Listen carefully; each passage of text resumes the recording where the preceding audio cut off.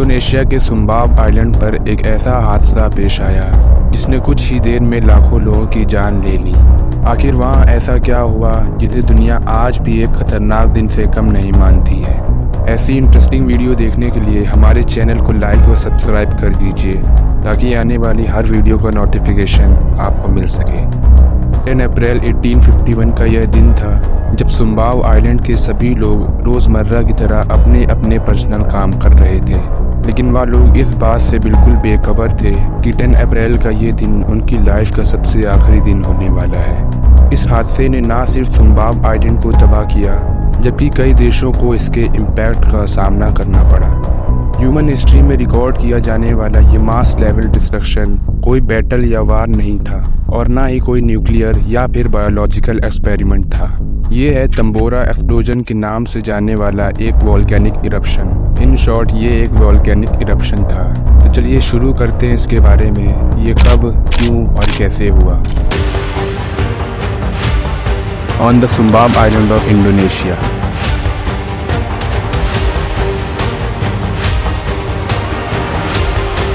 More than 2 million time of atomic bomb.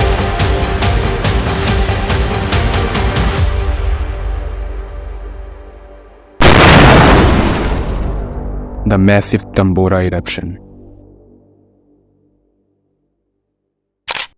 Indonesia के सुम्बाव island पर situated mount तंबोरा नामी ये वोल्केनो दुनिया के टॉप डिस्ट्रक्टिव वोल्केनो में से एक माना जाता है, लेकिन इसकी तबाही का अंदाज़ा तो तब पता चला जब 10 अप्रैल 1815 के दिन इसने अपने ही नहीं बल्कि पूरी दुनिया के वोल्केनोज के कंपेयर में सबसे ज़्यादा तबाही मचाई थी।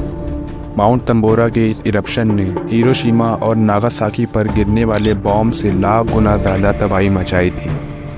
वोल्केनिक इरप्शन असल में अर्थ के नीचे पाए जाने वाला मैग्मा जब लगातार गर्म होता रहता है, जिससे उसका वॉल्यूम भी बढ़ जाता है और साथ ही अर्थ के नीचे बन रहे प्रेशर से ये एक एक्सप्लोजन के साथ बाहर निकलता है। ठीक उसी तरीके से माउंट तंबोरा के साथ भी कुछ ऐसा ही हुआ था।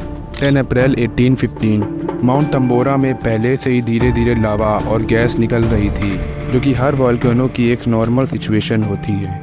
दोपहर के सनसेट होने से पहले यानी 7 बजे करीब माउंट तंबोरा में इतना ज़्यादा प्रेशर बढ़ने पर एक बहुत बड़ा एक्सप्लोजन होता है।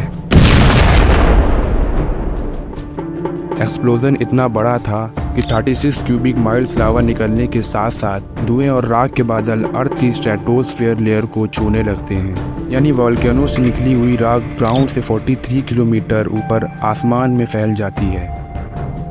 200 डेसिबल की साउंड फ्रीक्वेंसी से होने वाले इस वोल्केनिक इरप्शन में कई लोगों ने अपनी जान गंवा दी थी, क्योंकि इंसानों की हियरिंग कैपेसिटी 120 से 130 डेसिबल से ज़्यादा नहीं होती है। अगर साउंड इससे ज़्यादा होगा तो इंसान की डेथ ऑन द स्पॉट हो जाएगी। एक्सप्लोजन की साउंड फ्रीक्वेंसी इतनी तेज़ थी कि ये 2000 किलोमीटर दूर तक के सुनी गई थी। अगले 2 घंटे तक लगातार एक्सप्लोजन के दौरान ही 10,000 लोगों की मौत हो जाती है। माउंट तंबोरा के इस इरप्शन में लगभग 60 megaton sulphur gas, 100 megaton chlorine gas और काफ़ी ज़्यादा क्वांटिटी में कार्बन गैस निकली, जिससे ना सिर्फ सुम्बाव आइलैंड की बर्बादी हुई जबकि कई देशों को इसके इम्पैक्ट का सामना करना पड़ा। Crop failure, epidemic diseases, starvation और भी बहुत सारे मेजर कॉज थे इस इरप्शन के। माउंट तंबोरा से निकलने वाले धुएं ने कई जगह पर एटमॉस्फेयर ब्लॉक करके रख दिया था, जिससे सूरज की रोशनी बहुत ही कम आ पा रही थी और यही वो वजह थी जब 1816 में द ईयर विदाउट समर का भी टाइटल डिक्लेयर कर दिया था। इरप्शन के बाद ग्लोबल वार्मिंग की चेंजमेंट में करीब 1 से 3 डिग्री सेल्सियस तक का डाउनफॉल देखा गया था। लगभग 80 से 90 हज़ार लोग इसके इम्पैक्ट से मारे गए थे। इरप्शन से इतनी ज़्यादा राख निकली कि यहाँ तक कि बोर्नियो, सुलावेसी और जावा आइलैंड पर राख की बारिश देखने को मिली। माउंट तंबोरा के इस इरप्शन से इंडोनेशिया में एक इमीडिएट फूड शॉर्टेज और बहुत सी डिसीज़ के केस देखने को मिले, जिससे इंडोनेशिया की इकनॉमी को एक भारी भरकम लॉस झेलना पड़ा। एक एस्टिमेट के मुताबिक जियोलॉजिस्ट ने बताया कि माउंट तंबोरा इरप्शन VEI यानी वोल्केनो एक्सप्लोजिविटी की 7 इंटेंसिटी से एक्सप्लोड हुआ था और इससे निकलने वाली एनर्जी 1.4 × 10⁻20 जूल तक की रिकॉर्ड की गई थी। ये उतनी ही एनर्जी है जितनी 3300 करोड़ बार TNT बॉम्ब को फोड़ा जाए। तब से लेकर आज तक के माउंट तंबोरा जैसा इरप्शन और कहीं नहीं हुआ और वॉल्केनो की हाइट भी 4300 मीटर से घटकर 2850 मीटर तक ही रह गई है।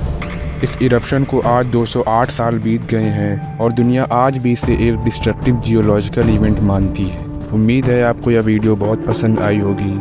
मिलते हैं अगली इंटरेस्टिंग वीडियो में।